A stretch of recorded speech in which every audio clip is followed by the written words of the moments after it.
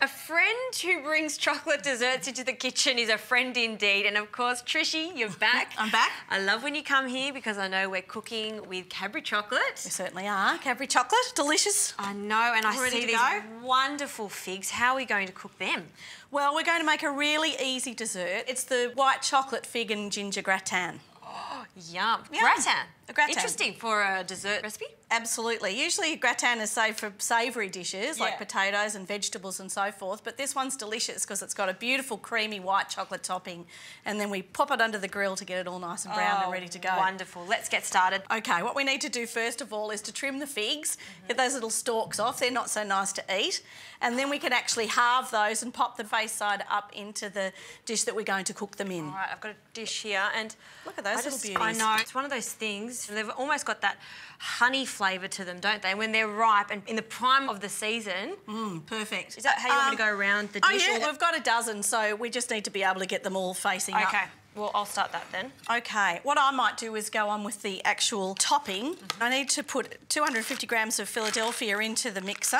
And this is just using the light Philly. It's going to help to make a sweet custard, in fact. As we were saying before, with a savoury gratin, usually you'd make like a white sauce to start with and maybe put cheese and then breadcrumbs over the top and grill. Whereas in this case, we're going to use the Philadelphia and then mix through some white chocolate and also some ginger. So it'll be absolutely delicious. Yeah, all those flavours just sound wonderful together.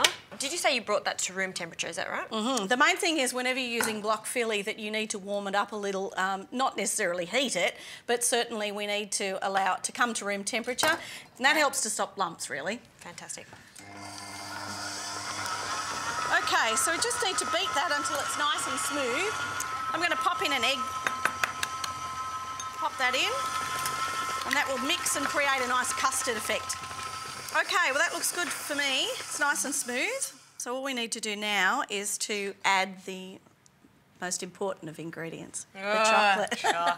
The chocolate. So we're using white chocolate today, yes, we are. Milk chocolate or dark chocolate. Preferences? Well, I just think that white chocolate is beautifully sweet and rich and has that beautiful texture, and it really gives a beautiful flavour to the custard that sits on top of the fruit.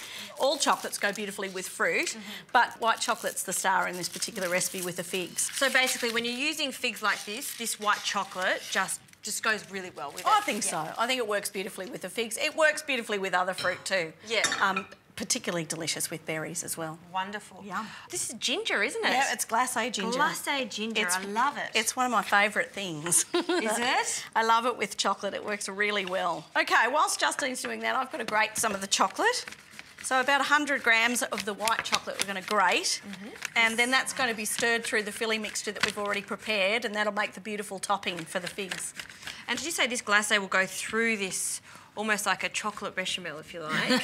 Pretty much, yeah. It is like a bechamel. So if you love your ginger chunky, then, you know, you don't need to chop it up too fine. Okay, now that's all grated and ready to go. How's that, Trish? Did you want that finer or that's okay? okay? I think that's fine. And I've just used the packet to grate on there, which makes it really handy. Don't forget the little recipes inside the cover. Cool. There you go. In it goes. Uh-huh. Yum. Yeah, I know. Delish. Just stir all those ingredients through. It looks kind of chunky because it's got the chocolate in there, but of course what happens is once we put it onto the top of the figs, we'll flash it underneath the grill, and then that'll all melt out beautifully and give that beautiful topping. Love it. So I have a quick question in regards to chocolate. So usually you want to cook it over bain-marie. That's what we do quite a lot, and we show people how to do that. But this is going to go under an extreme heat. It's not going to split the chocolate at all? Well, it shouldn't. It shouldn't, yeah. I guess the trick is that, you know, you're actually coating it in the Philadelphia, you're giving it some egg to help to set it and hold it together. Got it. Certainly, if we were grating chocolate directly over the top, you could run into trouble. Yeah. But under the circumstances here, all we really want it to do is to actually melt, really. I mean, the figs, because they're beautiful and tender, because they're ripe, they really don't need a lot of cooking, just warming. Just warming. Okay, so do we just dollop that on top? That's right. We just need a couple of spoons and we can start to spoon that over the top. Are you going to do that or would you like me to do it? You can do it, Trish. I just want to make sure it's exactly the way that you want it. Thanks, Justine. I'll hold the bowl for you. Good on you. Shall I have a little taste? If you'd like. Just to see what... Just in case, make sure it's okay, will you, please? I think the nice thing about this too is that we've got it in a large dish here, but you can also do it really nicely for individual serves for a bit more formal occasion, a dinner party or something, which would be really nice too. And how easy is it to do? Yeah, I know, it's ridiculously easy and it tastes great, so that's a bonus if you ask me. So there we go. What needs to happen there is that goes under a preheated grill. Make sure the grill's nice and hot. You don't want it to sit there for too long. You actually want to get in there, flash it really quickly, get it nice and hot, melt those beautiful things down, and then you're ready to go. Before we go, quickly sprinkle over a bit of brown sugar. That will help to bring up the colour as well. Yum! All right, under the grill, keep an eye on it. We just don't want it to burn. We want it to be golden. Right. Yes, it's not time to go disappearing off somewhere. You really need to keep a close eye on it so that it doesn't burn. All right. We'll watch it like a hawk. Oh, absolutely.